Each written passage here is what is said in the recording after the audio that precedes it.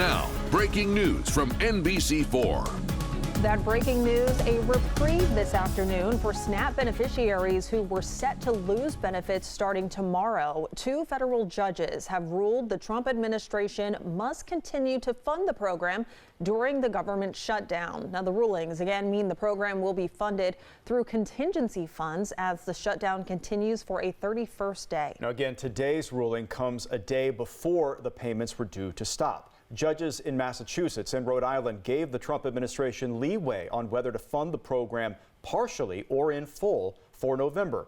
Democratic state officials challenged the plan to freeze SNAP payments, saying there's a legal obligation to keep providing the assistance for low-income people. It's not immediately clear how quickly the debit cards that beneficiaries use to buy groceries could be reloaded after that ruling. That process often takes 1 to 2 weeks. SNAP is used by 1 in 8 Americans to buy groceries. Now, the city of Columbus was part of one of the lawsuits. City Attorney Zach Klein issued a statement in response to the rulings this afternoon. It says in part, quote, "This decision is a lifeline for Columbus children, families, seniors, veterans, and all those whose lives would have been upended had their food security been ripped away from them in the next 24 hours. As we mentioned, it is unclear when recipients will get their funds. NBC4's Eric Halperin is in Columbus right now with how food pantries and community members have been preparing for this. Eric? Jared, the Mid-Ohio Market here at St. Stephen's Community House has already been serving more families than usual, with SNAP recipients likely not getting their benefits on time for the month of November.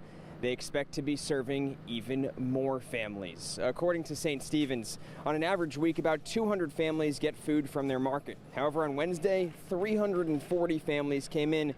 That was the highest number served in a day this year. CEO Marilyn Mahaffey says even if SNAP benefits go out, they will be behind schedule, so she expects the market to keep seeing between 300 and 350 families each day. She says many clients are worried, both those who receive SNAP and get some food from the pantry and those who are on SNAP but are new to the pantry because of what's been going on. And people are scared. They're coming in not knowing when their next meal is coming from. They are scared that pantries are going to shut down because we don't have enough food. And we also talked with a father who was here at the market today. He receives SNAP benefits, but like millions of others, is now wondering when exactly those will come. You'll hear from him coming up on NBC4 at 5. Local for you, I'm Eric Halperin, NBC4. Okay, Eric, thank you. That brings us to today's fast feedback question. How concerned are you about people losing SNAP benefits? You can share your answer in the NBC4 News app or at NBC4Ride.com. And we'll bring you those results ahead at 5 o'clock. All right, turning now to the forecast and the day upon us. Happy Halloween, everyone. We have a better looking forecast for any trick-or-treaters taking to the streets tonight with some drier but still some breezy conditions. Yeah, last night was a challenge in the old neighborhood. Chilly. Yeah, we made it through. Storm Team 4 meteorologist Ben Gelber joins us now with a first look at the forecast. Ben? Jared and Jen, yes, you're right. It's going to be so much better. At least the rain did let up last evening during the good portion of our trick-or-treat time. We still have some clouds, but it's dry, as you said, blustery and brisk. Yeah, still kind of breezy, 20-mile-per-hour winds. Hour by hour, 55 degrees at 5 to 47 degrees by 9 o'clock. So temperatures are similar, but a little less of a wind chill and obviously a little more in the way of blue sky. It looks kind of pretty over downtown Columbus, a little cloudier to the north. 53 degrees with a northwest wind at 14. But again, those gusts, those pulses get over 20 miles per hour as low pressure begins to spin its way up into Canada. Remember yesterday this time it was just east of Pittsburgh, so we're still on the back edge of the rain shield. It's already down to 49 at Bucyrus and Mount Gilead, 53 Columbus, middle 50s over most of the state. Still kind of breezy, guys, but don't have to worry about getting your costume wet. And for Football Friday Night playoffs, dropping into the mid-40s by the fourth quarter. All right, Ben, thank you. In an unexpected turn of events, Republicans and Democrats unanimously approved a new congressional map.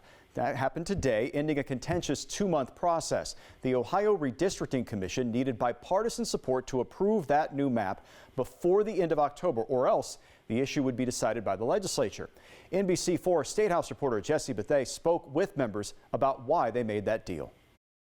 The commission did not need a unanimous vote in order to approve the new map. but it did need the support of the 2 members of the minority party.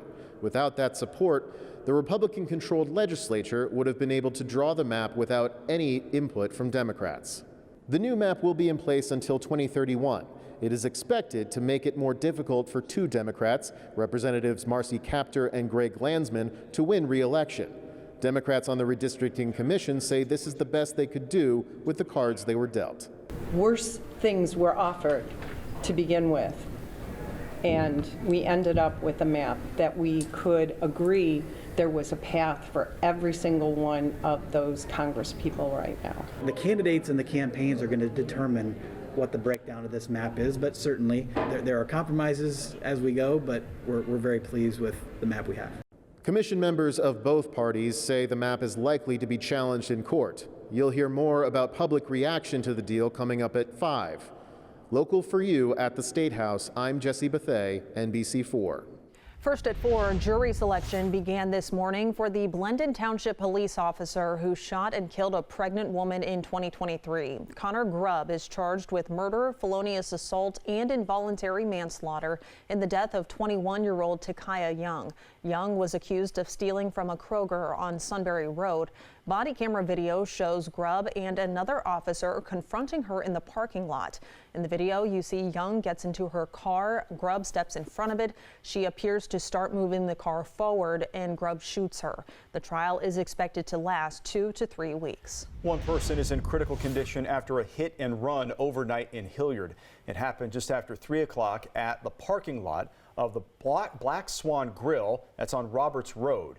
Investigators say an adult was run over and dragged after falling in front of an SUV, and police say 3 women got out of the SUV, walked back to look at the victim, then drove away. If you have any information on that incident, police do want to hear from you. Still ahead, the Trump administration's deadly strikes on boats officials say are carrying illegal drugs draws criticism from the United Nations.